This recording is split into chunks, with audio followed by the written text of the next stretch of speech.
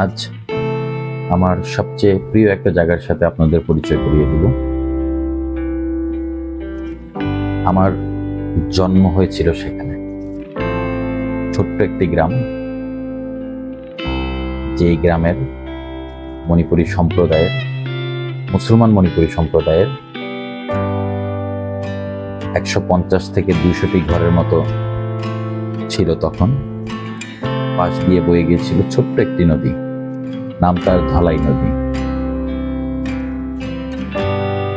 তো এই যে ফুটেজগুলো দেখা যাচ্ছে, এগুলো সবই আমার ছোটবেলা থেকে বেড়ে ওঠা গ্রামের ফুটেজ।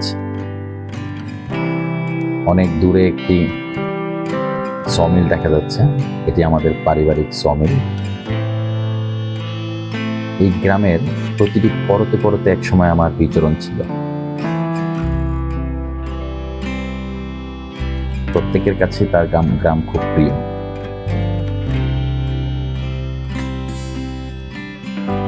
এই বাড়িটিতে আমরা এখন থাকি। গ্রামের বাড়িতে গেলে তো আমাদের পুরনো বাড়িটা কিছুদিন পরেই দেখানো হবে, যেটা আমাদের পারিবারিক বাড়ি। এই বাড়িটি হলো আমাদের পুরাতন বাড়ি, পারিবারিক বাড়ি। এই বাড়িতেই আমার জন্ম, এখানেই আমার বেড়ে ওঠা। জন্মের পরে প্রায় 14 বছর আমি এখানে ছিলাম। এই গ্রামের প্রতিটি মানুষ, প্রতিটি আত্মীয় স্বজনের সাথে আমার সম্পর্ক ছিল অন্যরকম। আমি যতবার ছুটিতে যাই, আগে এমন হতো যে আমি একদিনের জন্য ছুটিতে গিয়েছি, কিন্তু সেই একদিন এক রাতের অর্ধেক সময়টা আমি আমার গ্রামের বাড়িতে কাটিয়েছি।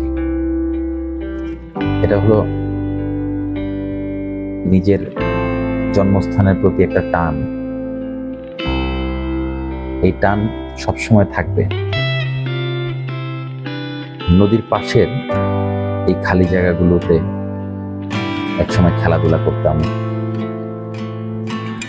চষে বেড়াতাম প্রতিটি কোনায় কোনায়। গ্রামের একটা আনন্দ ছিল। তো যাদের সাথে ঘোরাঘুরি করতাম, তারা কেউ এখন চাকরিতে, কেউ হয়তো বা প্রবাসে।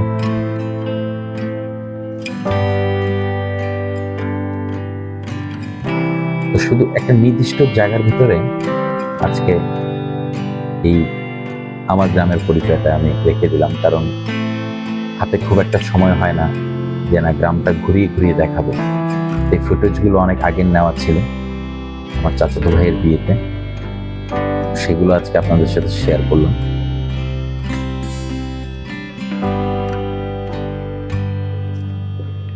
দূর থেকে সন্ধ্যেবেলা নামার আগে বাড়ি, নদীর পাড়, এগুলো দেখতে খুব অসাধারণ লাগে। নদীর বুকে চর জেগে গেছে ঠিকই।